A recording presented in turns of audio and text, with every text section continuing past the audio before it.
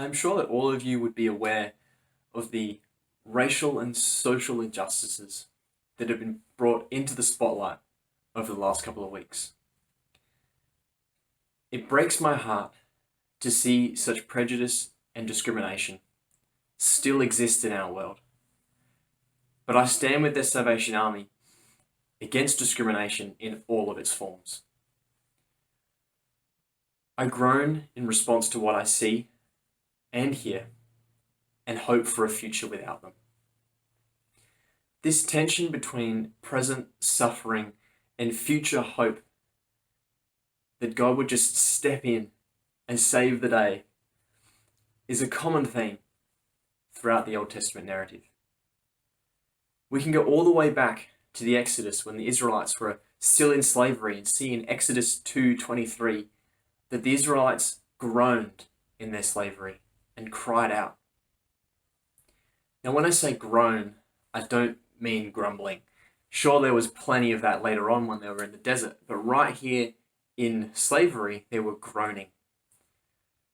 Dr. Benjamin Mast wrote in his book, The Second Forgetting, that although both groaning and grumbling are responses to suffering, they differ in where they come from and where they are directed. Groaning is the response to the weight of suffering and is directed towards God as an honest expression of our pain, our grief, and our sorrow. Grumbling also reflects the weight of suffering, but it springs from anger and resentment towards God. It lacks a memory of his past faithfulness. There was a tension for the Israelites between who they believed God was and the reality of their situation. Their groaning was this physical response to the logical statement in their minds that this just doesn't make any sense. Why is this happening? How could this happen? But God heard their groaning and delivered them through Moses. This story is one that we can resonate deeply with today, as I'm sure that each of us have experienced the brokenness and unjustness of this world and have no other way to respond other than to groan. One of my favorite theologians and teachers is a man named Tim Mackey, and he made a distinction that being a follower of Jesus doesn't make this groaning go away. Rather, it only intensifies, because all of a sudden there's this contradiction between who we think God is and what he's doing in the world and what we see actually happening, and that is often horrifying. So this tension is only increased if you decide to follow Jesus. You groan more. The discomfort that we feel between present suffering and future hope is what Paul is concerned with in Romans 6 and 8. Paul sees the person of Jesus as God's arm outstretched, being personally active in his creation as an act of liberation for all people. And it's also Paul's conviction that this liberation has happened and is still happening today. Jesus came to live as the kind of human that we have failed to be and provide freedom from the sin, pain, and injustices that we unleash into the world. He took it all upon himself, but overcame it through his resurrection. Tim says that Jesus became who we were so that we could become who he is. In Romans 8:11 we read, "And if the spirit of him who raised Jesus from the dead is living in you, he who raised Christ from the dead will also give life to your mortal bodies because of his spirit that lives in you." Our hope is that what happened to Jesus would happen to us, that being resurrection. But what I'd like to make clear this morning is that resurrection is not only a hope for eternity, but a hope for a better future here today and tomorrow. It is Paul's belief that resurrection is not only a hope for after death, but a present hope and reality for those who believe. he continually uses language that suggests that our resurrection life has already begun. We have died to sin so that we may live a new life. Our old self was crucified, and we have been united with him in his death. To Paul, resurrection is a way of life, not afterlife. It defines how we live our lives here on earth right now. Life transformed by the resurrection of Jesus is one that actively seeks to bring heaven to earth and to reject the hell that has invaded God's creation. In Romans 8:19 through to 22, we read that creation is groaning, waiting in eager expectation for the children of God to be revealed, waiting for resurrection. God likes our world quite a lot, according to page 1 of the Bible. If we read Genesis, we see that God calls his creation good 7 times, and on the 7th time, he says it is very good.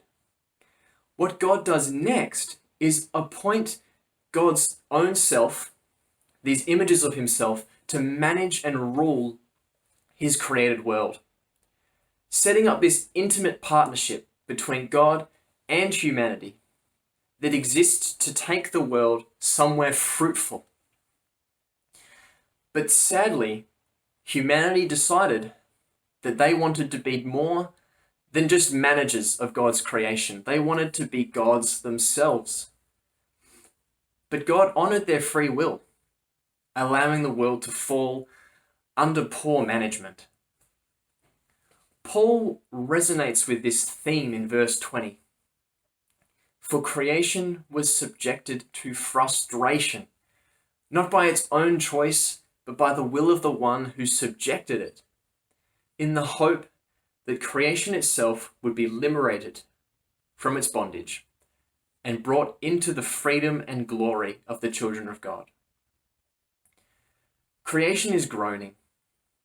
It's in slavery to human beings who are selfish and seek the best for me and my group of people at the expense of you and your group of people and creation.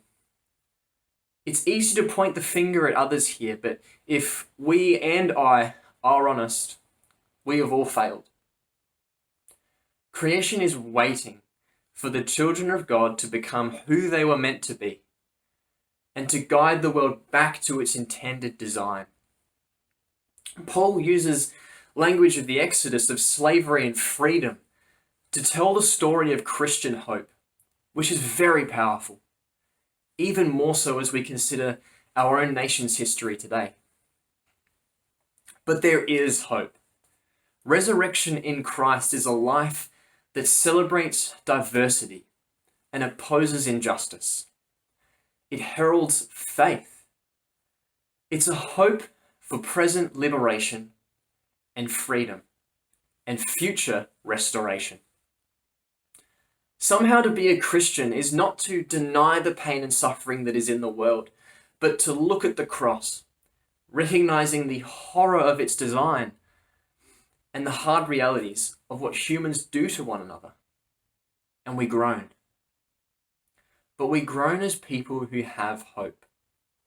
Not because we are optimistic, but because we believe in the good news of Jesus Christ and the promise of God's goodness. I don't know what you may be groaning about this morning. Perhaps, like me, you are mortified by the institutional racism of our Western society, or maybe the impact of COVID-19 has been so severe for you or someone you know that everything just seems wrong. Maybe it's the sudden loss of work or an unwell family member that seems entirely unjust. It just doesn't make any sense, and so we groan. These are the things that we don't know what to think about, that take away the words from our mouths and leave us with nothing to say. But I invite you to bring them before Jesus and allow him to sit with you as one who knows what it means to be truly human, and allow him to bring you to a place of hope and resurrection. I invite you to spend some time in reflection as we listen to a song. And I invite you to bring these groanings to God, to Jesus.